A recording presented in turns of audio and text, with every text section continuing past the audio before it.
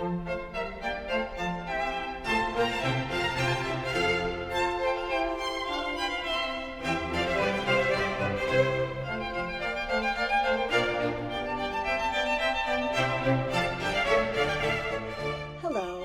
I'm Jen Moore, program annotator for Music of the Baroque, and welcome to the Heroines edition of Baroque Notes, our virtual pre-concert lecture series.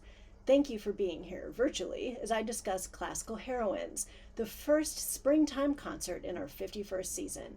Soprano Amanda Forsyth joins Nicholas Kramer in the orchestra for arias by Handel, Purcell, and Haydn, while the orchestra takes its own solo turn in instrumental music, including one of Haydn's earliest symphonies. In this talk, I'll be focusing on the vocal music featured in the program. But first, let's talk a little about Amanda Forsyth, whose path to her illustrious career in Baroque music performance is fascinating. In high school, she had no plans to become a singer. She began her studies at Vassar College in 1994 and initially focused on marine biology. She auditioned for voice lessons, and while she was initially turned down, she ended up graduating with a degree in music. She wanted to pursue master's studies at the New England Conservatory of Music, but did not get into the opera workshop program. She was undaunted, however, and tried to get an audition for a Harvard Early Music Society production of Francesco Cavalli's opera Giasone. She was told that it had already been cast, but a week later, she got a call that a small part was available if she could try out right then. It was a turning point in her life for several reasons. The person who conducted the audition is now her husband, Edward Elwin Jones, and Martin Perlman from Boston Baroque came to the production and invited her to audition for his organization. Nicholas has tried for years to secure Amanda for one of his concerts with Music of the Baroque, and it's finally now come to fruition with Classical Heroines, this program of arias written for powerful women. Nicholas told me a few weeks ago, Amanda Forsyth has all the necessary attributes to bring all these women to life through these vivid portraits. She has a unique sense of drama in her performance, so expect to be blown away.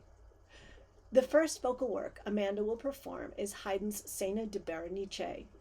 When Haydn's longtime employer died in 1790, he finally became a free agent.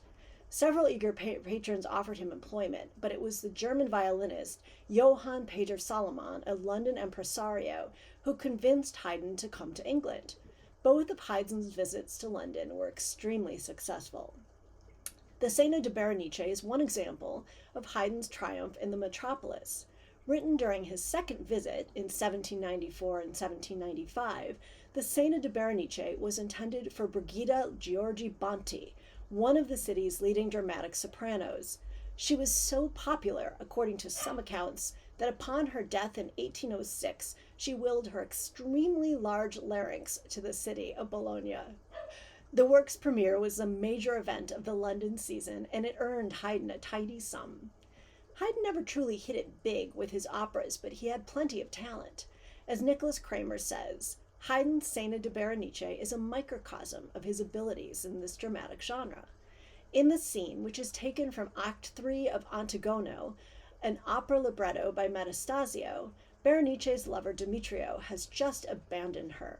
Berenice bemoans her fate, moving through a wide range of emotions before finally concluding that only death can take her away from the excess of sorrow.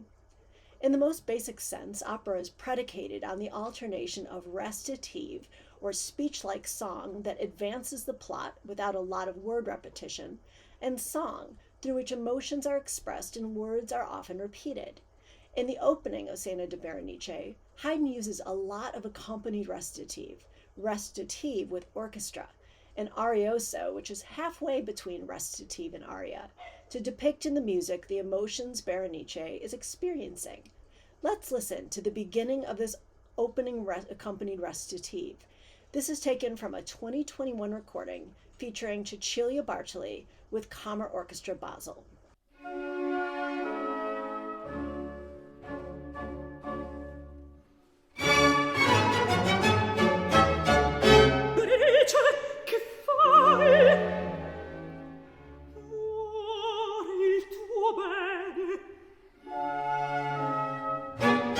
Stupida, e tu non corri!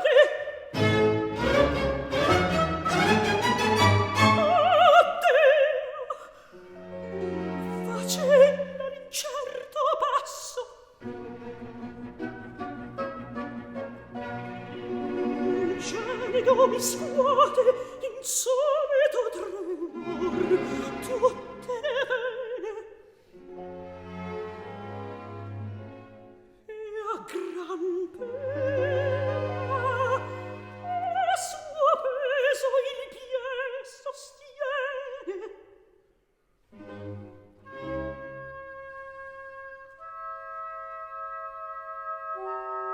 We move from Haydn, who composed Scena di Berenice in the later part of his career, to Handel, who wrote Alceste when he was almost 65. The result of a collaboration between businessman John Rich, scenographer Servandoni, the creator of the ill-fated Temple of Peace in Green Park, for Handel's music for the Royal Fireworks, and author Tobias Smollett with additional lyrics by Handel's frequent partner Thomas Morell. Alceste was a masque, or semi-opera, featuring spoken dialogue interspersed with music. The work was rehearsed at Covent Garden, but never performed. There are several theories explaining why the work was abandoned. Handel's music may have been too challenging for the artists. Others propose that Smollett argued with theater management, prompting the owner to cancel the production. Perhaps most plausible is that the production's expense made it too risky a venture for its investors. Whatever the reason, Handel made sure the music he composed, an overture and at least 19 numbers, lived on, recycling it in The Choice of Hercules and revivals of Alexander Baylis and Hercules. In Alceste, the god Apollo promises Admetus, the terminally ill king of Thessaly, that he can postpone his death if another volunteers to die in his place. Alcestis, his beloved wife, bravely makes a sacrifice. After visiting the grieving widower, Hercules resolves to travel to Hades, return Alcestis to the world of the living, and reunite her with her husband. Sung by Calliope, the muse of epic poetry, the beautiful aria Gentle Morpheus may have been intended to be sung as Admetus recovers from his illness. In Berenice, we heard how Haydn mixes different styles of declamation to express the character's internal state. In this example, I'd like to call attention to the way Handel uses music to emphasize certain words, giving the text a very particular slant. The opening verse reads, "Gentle Morpheus, son of night, hither speed thy airy flight, and his weary senses steep in the balmy dew of sleep." Handel has choices to make as a composer. He could pull out weary senses in sleep, for example, and use a slow tempo and long notes to conjure up a lack of energy. But listen to the way he uses lengthy, energized melismas to highlight the words airy and balmy. This is Lucy Crowe with the early opera company under the direction of Christian Kernin.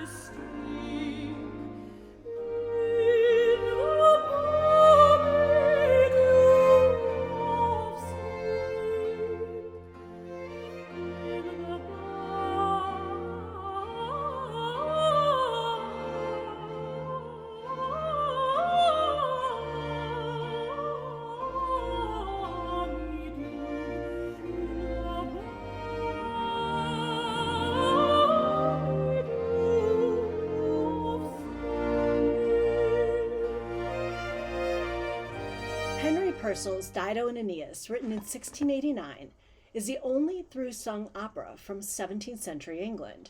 Even though it's only an hour long, it has assumed monumental proportions in music history, both because of this unique status and because of its beautiful music. Dido and Aeneas is based on Virgil's Aeneid. In the original story, Aeneas, who is fated to establish a kingdom in Rome, falls in love with Dido, the queen of Carthage. Although she loves her suitor, Dido initially shuns him. When a storm forces them to take refuge together in a cave, however, the couple consummate their relationship. Though his feelings for Dido are overwhelming, Aeneas is unable to escape his fate and he leaves for Italy. Despondent, Dido falls upon Aeneas' sword and kills herself. Dido and Aeneas does not rely upon the strict alternation of recitative and aria, the two types of singing most characteristic of opera. Instead, two main types of song, both native to England, dramatize the story of the ill-fated lovers. Joyful emotions are often set to tuneful airs or songs with dance-like rhythms and strongly profiled melodies. Declamatory airs, songs with speech-like rhythms and melodies that at times almost sound improvised, are used to evoke heightened emotion. The final scene of Dido and Aeneas offers perhaps the most famous example of a declamatory air, Dido's well-known lament, When I Am Laid in Rest. The queen's outpouring of emotion is actually a highly structured, melodically straightforward song built on a ground bass or repeating pattern in the bass. In this case, a chromatically descending motive that repeats throughout the piece. Not only does a melancholy accompaniment highlight Dido's despair, but the pattern Purcell chose was connected to the Baroque lament tradition, an association that would have been audible to Dido's audience.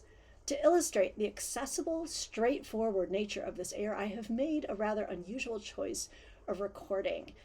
This is a recording that pop artist, singer-songwriter Annie Lennox made around 2010.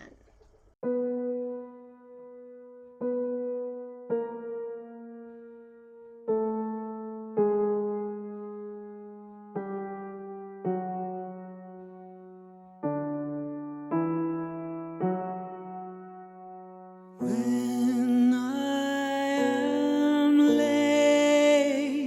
I am laid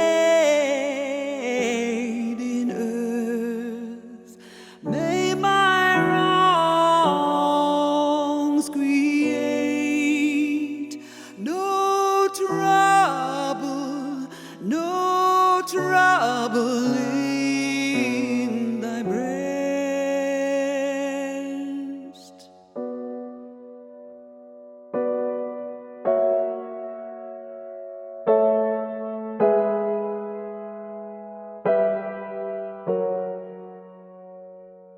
Finally, standing in direct contrast to Dido's simple, emotionally direct lament is Da Tempeste from Handel's Giulio Cesare. Composed in 1724, the opera is renowned for its musical depictions of its characters' psychology. As the opera opens, Caesar and his crew have just quashed a rebellion by his rival Pompey and have landed in Egypt, ruled by Cleopatra and her ruthless brother Ptolemy. In an ill-advised attempt to please the emperor, Ptolemy presents him with Pompey's severed head. Caesar is shocked, and Cleopatra sees her opportunity to finally claim power for herself. The remainder of the opera traces two storylines: Cleopatra's attempt to gain Caesar's affections and support, and the efforts of Pompey's widow and son to avenge his death. Cleopatra comes to life through her arias, through which Handel reveals her depth of emotion and complexity. In Act 2, Cleopatra uncovers a plot to kill Caesar. He escapes by jumping out the window, and Cleopatra is later told he died in the process. In the final act, however, she learns that he is alive and celebrates with her own display of vocal pyrotechnics in Da Tempeste, a fiendishly difficult aria with a wide melodic range and a torrent of ornaments. Da Tempeste is a classic da capo aria. It's got an opening section, contrasting material, and then it returns to the original opening. Da capo literally means from the head, so return to the original, return to the top. This form is actually a showcase for the singer, who has an opportunity to show off by adding an elaborate vocal ornamentation. This display of sheer vocal agility and power has its own dramatic effect. Though the ornaments often have little to do with the plot, they fit quite well in this case. Just as a ship broken by storms arrives aimlessly at a harbor, so does a human heart, subjected to torments and woes, go crazy with bliss when finally soothed. We will listen to two short clips, in this case from Amanda Forsyth's own recording of this aria. I will play a little of the opening section, followed by the parallel place in the da capo, giving you a chance to hear what she does with the melody.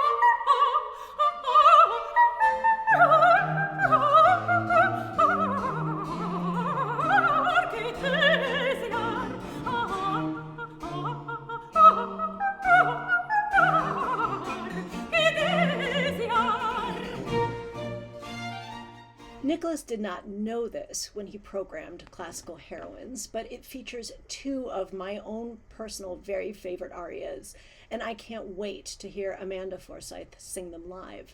Listen not only to how the composer brings the words to life through music, but how Amanda, as a performer, communicates them to you, the audience. I'm pretty sure it will be absolutely astounding. I hope you enjoy Classical Heroines on Sunday, March 20th at the North Shore Center in Skokie, Monday, March 21st at the Harris Theater for Music and Dance in Chicago, and on demand through April 25th. Thank you so much for joining me.